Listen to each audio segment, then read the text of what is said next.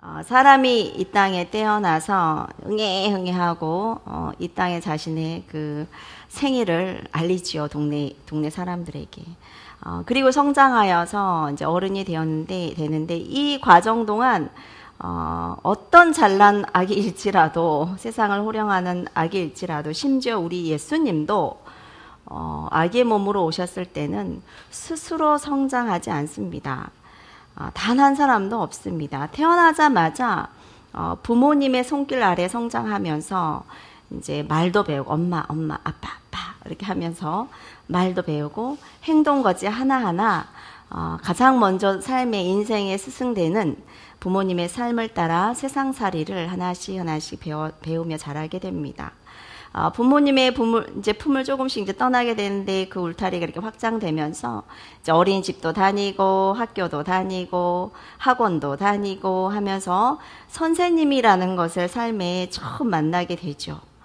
그리고 지식도 배우고 문화도 배우고 인간관계 이런 중요성도 배우고, 특히 교회에서는 신앙인의 모습을 어떻게 살아야 되고 하나님의 말씀이 무엇인지 그러한 신앙인으로서의 모습을 보고 자라게 됩니다. 부모의 입장에서 우리 자녀들이 어떤 친구들과 어울려 사는지, 그리고 학년이 바뀌면은 내년에는 과연 어떤 담임 선생님이 우리 아이를 지도하게 되실까 굉장히 염려하고 긴장하고 걱정하게 되죠. 왜냐하면 너무나 당연한 일이죠. 사람은 혼자는 살 수 없는 이런 사회적인 동물이기 때문에 그 형성된 그 인간관계가 우리 아이에게 얼마나 큰 영향을 미치는지 알기 때문입니다. 우리 아이들은 심지어 우리도 사실은 어른들도 누군가를 보고 배우고 따라하고 있다는 사실을 알고 계십니까? 이 사실을 알고 계신 분도 계실 테고, 그렇게 생각하지 않으실지라도 모두는 누군가를 유심히 관찰하고 있고, 그 삶이 괜찮아 보이면 나도 배워서 따라하고 싶고, 그 삶을 모방하고 싶고, 그 삶이 나의 삶이 되기를 바라며 흉내를 내봅니다. 오늘 성경 말씀이 등장한 두 인물이 있죠. 주요 인물로서는 엘리야와 엘리사이고, 그 밖에 제자들, 선지자 무리들이 함께 등장합니다. 엘리사는 원래 직업이 선지자가 아니었죠. 무엇이었을까요? 다 아시죠? 농부였죠. 그래서 엘리야가 엘리사를 가장 먼저 만났을 때 소 12마리를 앞에 끼고 밭을 갈고 있었어요. 그래서 이제 하나님이 엘리사를 너의 후계자로 세워라. 그래서 소명을 주었을 때 그것을 다 뒤로 하고 스승을 따릅니다. 그래서 그 엘리야의 그 사역의 그 바통을 이어받을 후계자가 되죠. 이제 이 땅에서의 사역을 다 마친 주님의 종 엘리야가 그냥 사라지는 게 아니에요. 그냥 죽는 게 아니라 정말 뭐 동화 속에 나타날 법한 오지의 마법사, 회오리 바람을 타고 하늘에 올라가는 그런 이야기가, 동화 같은 이야기가 사실 성경에서부터 먼저 시작된 것 같습니다. 하나님의 회오리 바람으로 너는 죽지 않아. 에녹도 죽지 않았는데 너는 육신 그대로 하나님의 나라 갈 거야. 하늘로 데려가신다고 하였습니다. 그리고 그 임박함을 알았고 그날이 오늘입니다. 자기는 이제 죽지 않고 하늘로 올라갈 거예요. 육체 그대로 예수님이 죽으시고 부활하셔서 승천하듯 예수님은 구름 타고 올라가셨는데 이 엘리야는 회오리 바람 타고 올라간다고 알게 하셨고, 그 사실을 엘리사와 제자들에게 다 알게 하였습니다. 이제 다 알고 있어요. 무리들은 오늘 스승님이 사라질 것이다. 정말 하나님의 말씀에 순종하여 엘리야가 잘한 것은 죽기 전에 자기의 후임자를 세운 거예요. 모세가 여호수아를 세웠듯이 엘리야는 엘리사를 세웁니다. 북이스라엘 땅에. 정말 이 캄캄한 땅이잖아요. 엘리사를 세워요. 세례 요한도 예수님이 일하시도록 세우셨어요. 물론 예수님은 세례 요한보다 그 누구보다 가장 크신 분이시지만 예수님은 인간 세계의 질서를 굉장히 겸손히 받아들이시고 지키셨어요. 먼저 사역의 현장에서 일한 선임이죠. 저의 선임은 바로 양민우 전도사입니다. 전도사님 시키면 저는 해야 돼요. 저의 선임이시니까요. 인간 세계 이 일을 겸손히 받아들이세요. 그래서 구약의 선지자들이 했던 그 믿음의 계보가 자신도 인간으로 들어왔기 때문에 이 인간의 믿음의 역사가 자신에게도 그 질서 안에 그대로 일어나도록 하십니다.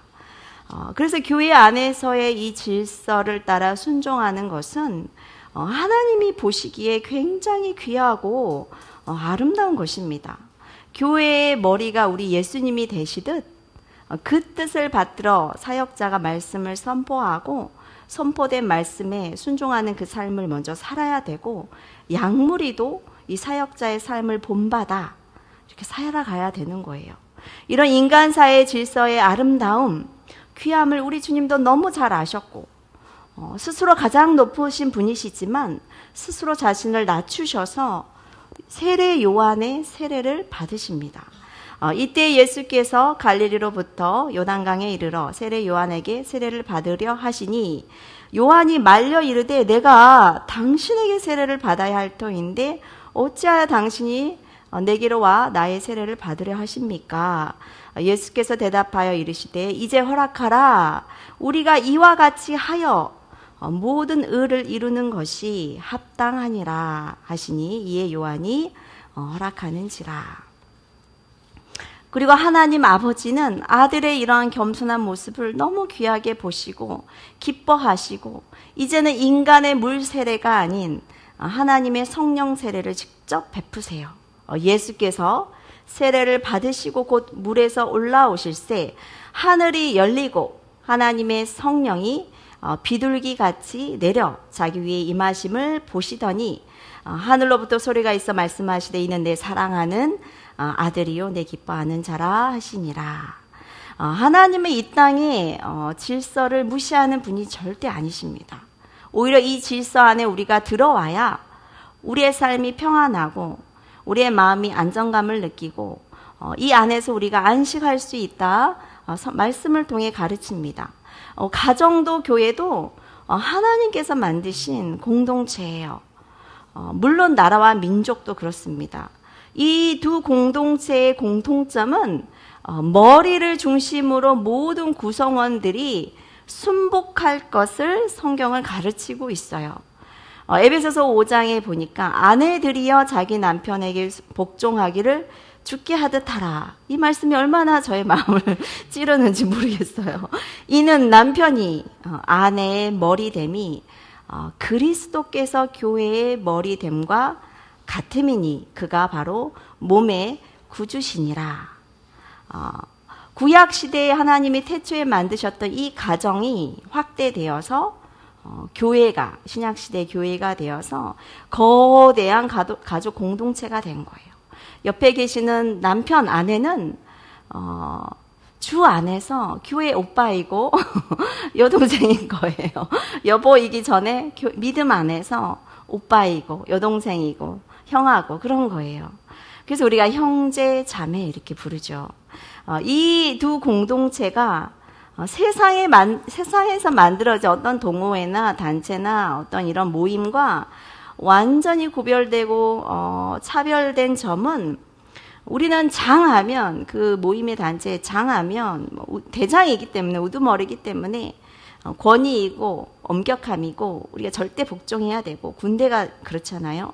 이런 이미지를 떠오르지만 하나님께서 만드신 이 머리의 역할은 그 구성원을 향하여 대장 노릇을 하는 것이 아니라 가족들을 살리기 위해, 그 구성원을 살리기 위해, 그 생명력을 유지시키기 위해 자신의 목숨을 다해서 피 흘리기까지 헌신한다는 거예요. 남편들아 아내 사랑하기를 그리스도께서 교회를 사랑하시고 그 교회를 위하여 자신을 주심같이 하라. 우리 여러분의 가정에 남편, 아버지의 모습을 떠올려 보십시오. 눈이 오나, 물론 완벽하지는 않지만 대부분의 아버지, 남편의 모습은 정말 눈이 오나 바람이 부나 비가 내리나 이를 악물고 출근을 해야 돼요. 여자분은 가정에 일 있으면 잠시 일도 쉬기도 하고 하지만 남편은 그러질 못하는 것 같습니다. 정말 아침에 새벽에 새벽별을 보고 일어나서 저녁별을 보고 퇴근한 삶이 가정의 장, 아버지의 모습, 남편의 모습입니다. 하지만 스스로 이거를 헌신이라 생각하지도 않습니다. 사랑하는 가족을 위해서 내가 당연히 해야지. 그렇게 생각하는 게 가장의 모습이에요. 우리의 가정의 머리의 모습입니다. 그게 남편의 마음이고 아버지의 마음이죠. 즉 가정과 교회의 머리의 역할은 높은 지위가 아니라 그 어깨에 정말 엄청난 무게의 십자가를 지고 있다는 거예요. 우리가 이걸 알기 때문에 아내들이여 자기 남편에게 복종하기를 주께 하듯 하라, 이 말씀이 너무나도 맞는 말씀인 거예요. 즉 예수님의 역할을 우리 아버지 남편이 이 일을 해내고 있는 거죠. 엘리야가 이제 자신의 사역을 마치고 이제 영원한 안식으로 영광의 장소로 이동할 날이 되었어요. 근데 문제가 생기는데 회오리 바람으로 이렇게 쓱 올라가야 되는데 탁 바짝 붙어가는 사람이 있는 거죠. 누군가 계속 따라오는 거예요. 말씀에서 잘 읽었듯이, 잘 알듯이 엘리사입니다. 엘리사가 엘리야를 정말 딱 붙어갑니다. 엘리사 입장으로서는 자신이 하나님을 알 수 있는 유일한 통로가 바로 엘리야예요. 근데 엘리야가 떠난다는 거예요. 그리고 일은 다 자기에게 맡겨놨어요. 그 일은 자기가 다 해야 돼요. 근데 선생님이 가신대요.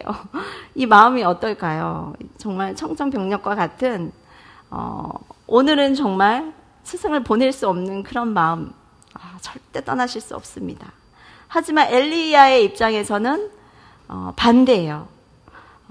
여러분도 엘리야의 삶을 잘 알겠지만 로뎀 나무에서 사실 죽기를 강구했던 자가 엘리야예요. 너무 사역에 지쳐서 하나님 저의 생명을 거두어 주십시오. 너무 힘드니까. 이제는 정말 하나님이 이제 데리고 가신대요. 약속까지 그때는 거절을 당했지만 이제는 이제 데리고 간대요. 그래서 이제 쉬고 싶어요. 오늘이면 정말 영원한 안식으로 들어가고 찬란한 영광의 빛에 들어가는 날이에요. 그런데 그거를 계속 방해하는 거죠, 엘리사가. 너는 여기에게 머물러라. 나는 베델로 가겠다. 엘리사가 바짝 따라 붙습니다. 이제까지 순종을 잘했던 엘리사가 마침에 가서 선생님의 말을 안 듣는 거예요. 스승이여 나는 여호와의 살아계심, 당신의 영혼의 살아계심을 두고 맹세하노니 절대로 당신을 떠나보낼 수가 없습니다. 엘리야가 엘리사에게 처음 사명을 주었을 때 소 12결의로 농사를 지었다. 얼마나 부잔지하십니까? 소 12마리면 지금 시세로 따져도 얼마일까요? 1억 2천 정도 되나요? 1억 3천, 1억 5천, 1,000만 원이 넘죠. 소 한 마리가. 그렇죠. 소고기가 너무 비싸잖아요. 이 엄청난, 그 당시에도 소는 아주 귀한 거거든요. 이 엄청난 부를 내려놓고 또 그 소 한 마리를 잡아서 하나님께 예배를 한마음 제물로 드리고 동네 사람들에게 가족이 다 나눠주고 다 내려두고 가족과 작별도 하고 그리고 스승을 따랐던 이 엘리사인데 그렇게 순종을 잘했던 엘리사가 막판에 스승의 말을 안 듣는 거예요. 그냥 졸졸졸졸 따라가는 거예요. 베델까지 갔는데 또 일이 커지죠. 제자들이 또 다 우르르 몰려옵니다. 혼자 조용히 회오리 바람을 타고 올라가려면 어느 정도 면적은 되어야 되잖아요. 같이 올라가면 안 되니까. 엘리사는 남아서 일을 해야 되니까요. 청하건대 너는 여기 머물러라. 나는 여리고로 다시 가겠다. 하지만 엘리사가 또다시 붙습니다. 엘리사가 이르되 하나님의 살아계심과 당신의 영혼에 살아있음을 맹세하노니 나는 절대로 당신을 떠나지 않겠습니다. 여리고에 했더니 또 반복이 됩니다. 또 제자들이 다 몰려와요. 엘리야의 계획대로 되지 않습니다. 또 한 번 떼어놓으려고 합니다. 청하건대 너는 다시 여기 머물러라. 나 혼자 요단에 가겠다. 근데 엘리사는 요지부동이에요. 떠날 생각이 아예 없습니다. 여호와의 살아계심과 당신의 영혼에 살아있음을 두고 내가 맹세하노니 절대로 당신을 떠나지 않겠나이다. 요단까지도 왔는데 제자들이 50명이 다 따라서 요단까지 가는 걸 막 지켜봐요. 그리고 엘리야 뒤를 바짝 따르는 사람은 이 엘리사밖에 없습니다. 길갈에서 베델로, 베델에서 여리고로, 여리고에서 이 요단강까지 엘리야는 수많은 제자들을 거쳐가요. 그러나 제자라고 다 이름하였지만 다 미래 선지자들이지만 그 수많은 제자들은 끝까지 스승을 따르지 않아요. 오직 엘리사만이 이 선생님이신 이 엘리야를 끝까지 따라갑니다. 다른 사람은 구경꾼이에요. 멀리 서서 봄에 이렇게 성경은 나와 있어요.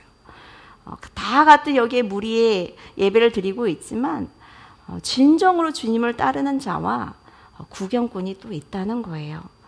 하지만 엘리사는 엘리야를 바짝 따라가요.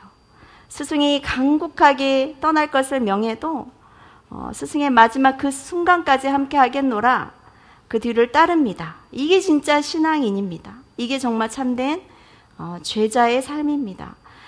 예수님도 12제자를 길러냈어요. 하지만 예수님의 삶에 가장 큰 가장 어려웠던 그 십자가 형장에서까지 따라온 제자는 있었나요? 없었나요? 있었죠. 누구였죠? 요한이에요. 그 요한에게 예수님은 가장 중요한 미션을 맡겨요. 자기의 생모이신 마리아를 맡겨요. 너가 나의 어머니를 모셔라. 아무에게나 자기 어머니를 모실 것 같습니까? 정말 믿음이 가기 때문에 맡기는 거예요. 그리고 마지막까지 장수함으로써 정말 사복음서에서 가장 깊은 신학이 담겨 있는 요한복음을 기록하고 요한 1, 2, 3서를 쓰고 마지막으로 요한계시록까지 쓰면서 요한계시록은 정말 비밀한 하나님이 앞으로 하실 엄청난 비밀을 담고 있는 환상의 계시록이잖아요. 이걸 다 요한에게 보여주죠. 그리고 요한계시록 때 또 주님은 이 요한을 또 만나주세요. 그래서 이 처음을 모세가 썼다면 이 마지막을 요한이 마지막 마무리를 하게 됩니다. 오늘 엘리사가 엘리야를 따라간 것은 마치 나오미가 나오미를 뒤따르는 룻과 같습니다. 어머니 제발 나를 떠나라고 강권하지 마소서. 내게 어머니를 떠나며 어머니를 따르지 말라고 돌아가라 강권하지 마옵소서. 어머니께서 가시는 곳에 나도 가고 어머니께서 머무시는 곳에서 나도 머물겠나이다. 어머니의 백성이 나의 백성이 되고 어머니의 하나님이 나의 하나님이 되시리니 어머니께서 죽으시는 곳에서 나도 죽어 거기 묻힐 것이라. 만일 내가 죽는 일 외에, 즉 하나님이 나를 떨어 놓으시는 그 상황 외에 어머니를 떠나면 하나님께서 여호와께서 내게 벌을 내리시고 더 내리시기를 원하나이다. 여기서 룻이 나오미를 딱 붙잡았다는 표현은 히브리어로 다바크라는 연합, 둘이 딱 붙어서 떼어낼 수 없는 그 연합의 그 단어입니다. 즉 부부의 연합, 그리스도와 교회의 연합된 모습과 같은 거예요. 이 연합이 엘리야와 엘리사 가운데 있었던 거예요. 왜 이토록 엘리사는 스승을 그냥 보내지 않았을까? 분명한 이유가 본문에 있습니다. 요단에 이르러서야 엘리야가 그냥은 보낼 수 없다는 걸 이제 알죠. 이건 그냥 보낼 수 없구나. 도대체 뭘 원하냐라고 물어봐요. 구하라는 거죠. 본문에서 엘리사가 스승에게 구합니다. 선생님, 이렇게 떠나지 마시고 떠나가시기 전에 내가 뒷일은 다 감당해야 되는데 당신에게 있는 성령이 하시는 역사가 나에게 갑절이나 있게 하소서. 이게 엄청난 도전적인 것을 강구한 거죠. 엘리야의 능력 하면은 저번 설교에도 말씀드렸듯이 하늘에서 불도 내리게 하였던, 불을 한 3차례 내리게 했죠. 갈멜산에서도 내리게 하고 열왕기 하 1장에도 보면 50명의 군사들을 2번 또 불로 내리게 하고, 또 하늘에 비를 내리게 하였던 이 위대한 선지자, 어린아이를 다시 죽던 아이를 살려냈던 이 선지자, 이 구약의 대표적인 이 영적 거장에게 당신보다 2배 큰 선지자가 되고 싶다라고, 당신보다 뛰어난 자가 되고 싶다는 거예요. 아주 당당하게 요구하는 것입니다. 저는 하나님의 일을 선생님보다 더 능력 있게 하고 싶으니 당신이 가지고 있는 성령의 이 역사를 나에게 2배나 갑절이나 있게 하소서. 이 제자의 도전적인 요구 앞에 당황하지요. 왜냐하면 첫 마디가 엘리사야 너는 참 어려운 것을 구하였다라고 하죠. 아주 들어줄 만한 걸 구한 게 아니에요. 정말 본인이 해줄 수 없는 거를 구한 거죠. 내 능력의 절반만 따라와도 너는 참 큰일을 한 건데 나의 영성의 2배의 영성을 구하니 참 어려운 일을 구하였다. 하지만 불가능한 건 아니다라고 이제 이 뉘앙스가 딱 갑니다. 당황한 듯 하지만 이 엘리야도 하나님의 무한성을 알기 때문에 그 능력을 경험했던 자로서 그러나 그거에 불가능한 건 아니다. 가능하다면 네가 2배 받아서 이 북이스라엘 이 나라를 지키는 게 너무 중요하지. 이 너무나도 우상이 가득한 이 땅에 너가 정말 2배의 영성으로 이 나라를 지킨다면 그건 정말 좋은 일이다. 우리 가엘이도 피아노를 배우고 있어요. 딴딴딴딴딴딴 젓가락 행진곡 우리 시온 선생님한테 배우고 있는데 이걸 8분의 6박자죠. 그게 6번을 딱 쳐야 되는데 7번을 쳤다, 8번을 쳤다, 6번을 가끔씩 쳐요. 그래도 딴딴딴딴딴 이제 나중에 이제 찬양 대회하면 무대에 설 것입니다.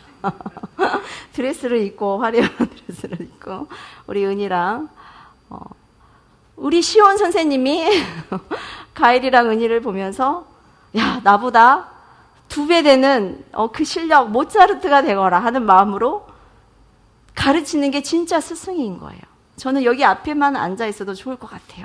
모차르트가 아니어도 나중에 또 압니까? 또 전도사가 될지 또 사모가 될지 우리 이준 선생님처럼 사모가 될지 모르기 때문에 지금도 열심히 그래서 제가 가르치고 있습니다.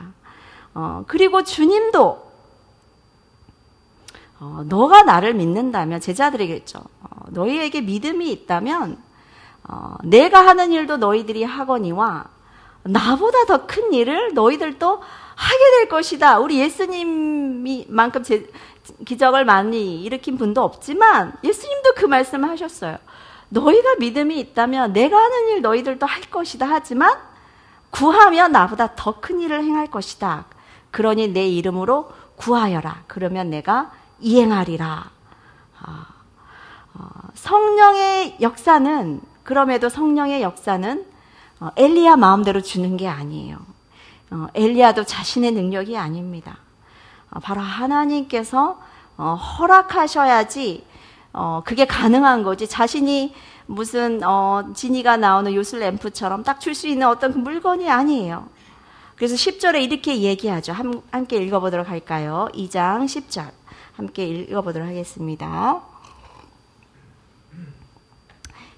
시작. 이르되 내가 어려운 일을 구하는도다. 그러나 나를 내게서 데려가시는 것을 내가 보면 내게 이루어지려니와 그렇지 아니하면 이루어지지 아니하리라 하고 엘리사야 네가 간구하는 것은 정말 어려운 일이고 또 내 권한 밖의 일이다.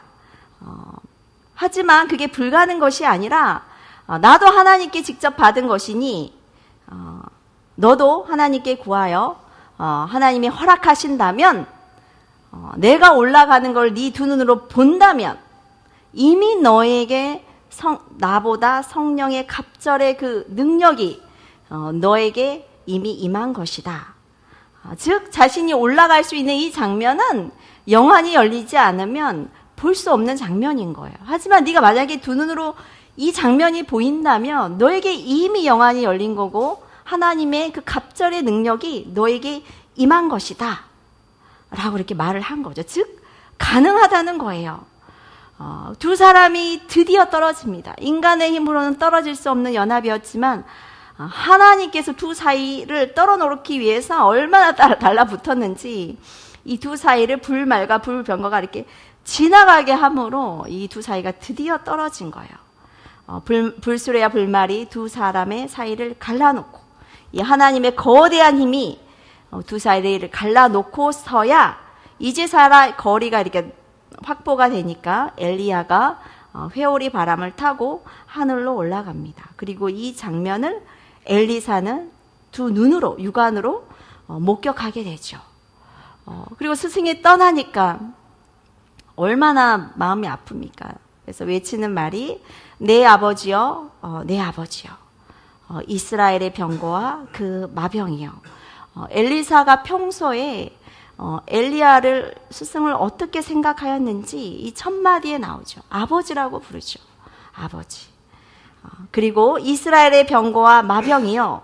즉 스승이신 엘리야가 영적으로 타락한 이 북이스라엘을 지키기 위해 얼마나 이 성벽을 지키기 위해 얼마나 평생을 바치었나 그 헌신을 이 한마디에 다 그 모든 부분이 다 담겨져 있습니다. 이 순간 엘리사는 자신의 영안이 열렸어요. 자신의 스승이 올라가는 걸 보았어요. 불술의 불말을 보았음에도 그 능력이 자기에 임하였다는 것보다는 스승이 자신을 홀로 놓고 떠났다라는 이 사실이 너무 힘들어서 자신의 옷을 찢고 엄청 통곡을 하였겠죠. 그리고 스승이 남겨준 유일한 것, 겉옷을 딱 잡아들어요. 그리고 요단강을 물을 치며 말하죠. 엘리야의 하나님 여호와는 어디 계십니까? 엘리사는 자신에게 성령의 능력이 임한지도 몰랐어요. 스승보다 갑절의 능력이 임하였음에도 깨닫지 못하고 오히려 아직도 스승의 하나님 여호와를 불러요. 우리도 살면서 이런 고백을 많이 합니다. 저분이 믿는 하나님, 당신은 어디에 계십니까? 저분의 눈은 선명하게 하나님을 보는데 나에게는 당신의 일하심이 보이지 않습니다. 저분이 믿고 있는 하나님, 그분은 당신은 어디에 계십니까? 엘리사가 자신에게 성령이 임한지를 전혀 깨닫지 못하고 스승의 하나님을 찾습니다. 하나님 당신은 어디 계신가요? 그리고 스승이 했던 남겨놓은 마지막 그 겉옷과 스승이 했던 마지막 행동, 이 겉옷으로 물을 이렇게 쳤던 그 행동을 그대로 모방을 하죠. 그리고 그 순간 요단강이 갈라집니다. 스승을 졸졸 따라가다 보니 처음에 스승 따라 마른 요단강을 건넜다면 이제는 선생님이 없어도 엘리야가 없어도 스스로 요단강을 건너가게 됩니다. 성령의 갑절의 능력, 이 무리한 간구가 엘리사에게 임한 것이에요. 우리 15절 같이 한번 읽어보도록 하겠습니다. 15절 시작. 맞은편 여리고에 있는 선지자의 제자들이 그를 보며 말하기를 엘리야의 성령이 가서 그에게로 나아가 땅에 엎드려 그에게 경배하고. 아멘. 훌륭한 스승을 만나서 바짝 따른다는 것은 정말 매우 중요한 일입니다. 따른다는 것은 나도 선생님처럼 되겠다는 거예요. 따른다는 것은 스승의 삶이 나의 삶 속에 이루어지기를 바란다는 거예요. 우리 주님도 나는 포도나무다, 너희는 가지다. 내가 너 안에, 너가 내 안에 있으면 너는 열매를 많이 맺게 될 거야. 하지만 이 연결성이 딱 떨어지면 너는 아무것도 할 수 없다. 우리 주님도 그렇게 말씀하셨어요. 여호수아가 모세를 바짝 따라 홍해를 같이 건넜어요. 후에 모세는 죽고 여호수아는 혼자서 이 무리를 이끌고 요단강을 갈라 또 요단강을 같이 건너게 됩니다. 이 엘리야를 엘리사가 바짝 따라 요단강을 함께 건넜고 다시 혼자 요단강을 건너 엘리야보다 더 큰 사역을 해냅니다. 엘리야의 능력이 엘리사에게 갑절이 임하였어요. 그 먼 길 마다하지 않고 끝까지 붙잡은 수고가 결코 헛되지 않았습니다. 엘리야는 장차 오실 세례 요한을 예표합니다. 세례 요한은 엘리야의 심령과 능력을 가진 자라고 성경은 증언해요. 그가 또 엘리야의 심령과 능력으로 주 앞에 먼저 와서 아버지의 마음을 자식에게 거스르는 자를 의인의 슬기에 돌아오게 하고 주를 위하여, 즉 예수님을 위하여 세운 백성을 준비하리라. 예수님도 이 인간의 질서를 따라 요단강에서, 이 장소도 똑같죠. 요단강에서 세례 요한에게 물 세례를 받아요. 두 사람이 요단강의 물을 딱 통과한 것처럼 이 예수님도 이 세례 요한을 통해서 물 세례를 받고 나중에 성령 세례를 아버지를 통해서 받습니다. 엘리사도 성령 세례를 나중에 딱 받아요. 똑같은 장면이 신약에 완성이 된 거죠. 스승보다 갑절의 능력을 보였던 엘리사는 장차 오실 예수 그리스도의 모습을 많이 보여줍니다. 엘리사도 스승처럼 요단강을 건넌 것을 시작으로 해서 수많은 능력들을 나타나는데 엘리사의 그 기적들을 쭉 돌아보면 사복음서랑 아주 비슷해요. 예수님께서 물을 포도주로 바꾸셨듯 엘리사도 쓴물을 단물로 바꾸죠. 예수님께서 오병이어의 기적을 행하였듯 엘리사도 보리떡 20개로 100명을 먹여요. 나누어 주어라. 이게 어떻게 먹입니까? 나누어 주어라. 먹고 남는다 하였다. 하나님이 다 나눠주고 다시 먹고 남습니다. 정확하게 오병이어의 역사가 이 엘리사를 통해서 나타납니다. 그리고 엘리야처럼 엘리사도 기름병에 기름이 마르지 않게 해요. 그리고 예수님께서 과부의 그 나인성의 과부의 아들을 살린 것처럼 이 수넴 여인을 엘리사도 또 살립니다. 10명의 문둥병을 예수님이 고친 것처럼 엘리사도 나아만의 이 나병을 고칩니다. 정확하게 엘리사의 사역이 예수님의 사역과 거의 비슷해요. 제자들을 키워내고 장차 오실 그리스도를 예표하는 아주 위대한 선지자 엘리사가 된 것이죠. 이 영적 원리가, 이 계속 이어지는 이 영적 원리가 예수님의 승천 이후 정확하게 11명의 제자와 150명의 그 무리에게 정확하게 임하였어요. 너희는 예루살렘을 떠나지 말고 내가 약속한 성령을 받으라. 마가의 다락방에서 정확하게 성령 세례를 또 받습니다. 이 성령의 능력을 받았던 이들의 공통점은 단 한 가지예요. 스승의 그림자가 되어서 끝까지 따라가는 그 신앙인 거예요. 스승의 삶이 나의 삶이 되도록 걷는 모습까지 흉내내어서 따라하는 거예요. 찬양의 가사처럼 주님의 삶이 내 삶이 되고 주님의 인격이 성품이 나의 인격이 되고 우리 주님의 꿈이 나의 꿈과 비전이 되도록 당신의 그 성령의 역사가 내 삶에도 이루어지도록 묵묵히 그 걸음을 끝까지 따라가는 겁니다. 이 갑절의 성령의 역사가 지금 우리에게 필요합니다. 그리고 우리 자손에게 필요합니다. 우리가 다음 세대의 부흥을 굉장히 위해서 많이 기도하지만 그 전에 우리에게 먼저 부흥이 있어야 돼요. 다음 세대를 위한 강구가 이루어지려면 우리가 먼저 부흥의 주역이 돼야 됩니다. 우리가 물려줄 바통이 없는데 어떻게 이거를 물려주겠습니까? 우리가 빈손인데 우리가 경험하지 않은 것을 어떻게 다음 세대 보고 경험하라고 너 경험해 성령 받아 이렇게 말을 하겠습니까? 이제 우리가 다음 세대에 미루지 않았으면 좋겠어요.